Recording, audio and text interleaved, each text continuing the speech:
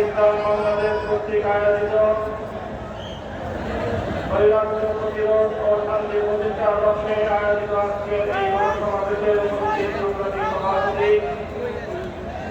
উপস্থিত হেফাজতে ইসলাম বাংলাদেশের কেন্দ্রীয় নেতৃবৃন্দ, সমবেত দেশবাসী, তৌহিদি জনতা, আমি আমার বক্তব্যের শুরুতেই শ্রদ্ধা পালন করছি 2009 সালের পিলখানা ট্রাজেডিতে নিহত সকল সামরিক কর্মকর্তা ও অন্যান্যদের স্মরণ করছি। 2013 সালে শাপলা চত্বরে গভীর রজনীতে জালিমের বুলেটের আঘাতে ছাত্র হওয়া আমার শহীদ ভাইদের স্মরণ করছি। 2014 সালের নির্বাচনের পূর্বে জালিমের রিকশাদলে নিহত সকল বিরোধী মতের শহীদদের স্মরণ করছি। 2021 সালের অতি বিরোধী আন্দোলনে জালিম শহীদ রিকশাদলে নিহত আমার হেফাজতে ইসলামের কর্মী ভাইদের স্মরণ করছি। 2024 সালের কোটা বিরোধী ও বৈষম্য কোটা সংস্কার ও বৈষম্য বিরোধী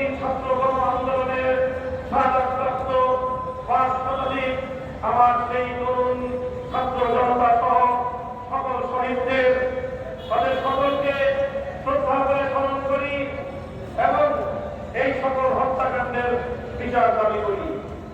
সেই সঙ্গে এই সকল শহীদদের পরিবার পরিজন এবং যারা আহত হয়ে হাসপাতাল এবং বিছানায় কাটাচ্ছে তাদের পাশে দাঁড়াবার জন্য দেশবাসীকে আহ্বান জানাই।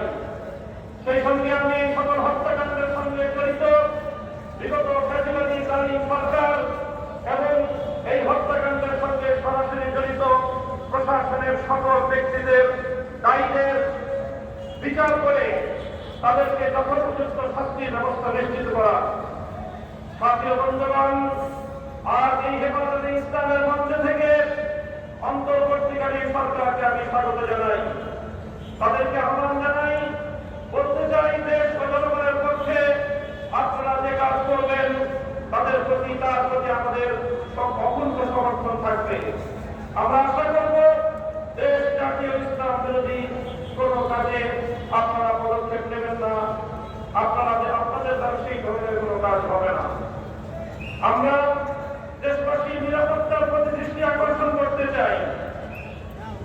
সংখ্যালঘু ইন্ডাস্ট্রিয়াল এরিয়া, বিভিন্ন মার্কেট সহ ব্যবসা বাণিজ্যের স্থান, আবাসিক এলাকা, মহাসড়কগুলোতে আমাদের হেফাজতে ইসলামের নেতাকর্মী, আলেম সমাজের দেশবাসীকে ভলেন্টিয়ারের দায়িত্ব পালন অব্যাহত রেখে দেশের শান্তি শৃঙ্খলা অব্যাহত রাখার জন্য যে কোনো ত্যাগ স্বীকার করতে আমি আহ্বান জানাই। সেই সঙ্গে সংখ্যালঘু ইস্যুটিকে অযথা সুতরাং আবার তাদেরকে আমি আহ্বান জানাতে চাই, অন্য দেশের প্রবাসীরা যারা যেখানে আছেন আপনারা রেমিটেন্স পাঠিয়ে আমার দেশের নতুন সরকারকে সহযোগিতা করুন। দেশের অর্থনীতি পুনর্গঠনে আপনারা ভূমিকা পালন করবেন। সেই প্রবাসী গোটা বিশ্ব জুড়ে আমাদের প্রবাসী ভাইরা তারা রাজপথে নেমে এসেছিল আন্দোলন সংগ্রাম করতে গিয়ে স্থানীয় রাষ্ট্রের আইন শৃঙ্খলা পরিপন্থী কাজ হয়ে যাওয়ায় তারা অনেকেই বন্দী জীবন যাপন করছে। কূটনৈতিক যোগাযোগের মাধ্যমে অতি দ্রুত তাদের সকলের পাশে দাঁড়িয়ে আমার সেই সকল প্রবাসী ভাইদেরকে মুক্ত করার ব্যবস্থা গ্রহণ করবেন। বৈষম্য বিরোধী আন্দোলনের প্রধান বৈশিষ্ট্য ছিল অভূতপূর্ব ঐক্য। এখানে স্কুল, কলেজ, ভার্সিটি থেকে আমার মাদ্রাসার ছাত্ররা পর্যন্ত যেভাবে টেকনাফ থেকে দেশবিয়ায় হাতে হাত রেখে এক অভূতপূর্ব ঐক্যের মাধ্যম তৈরি করেছিল, শক্তি ঢুকে পড়ে আজকে মাদ্রাসা এবং সেনার শিক্ষার্থীদের মধ্যে সকল সৃষ্টি করবার প্রচেষ্টা চালাচ্ছে।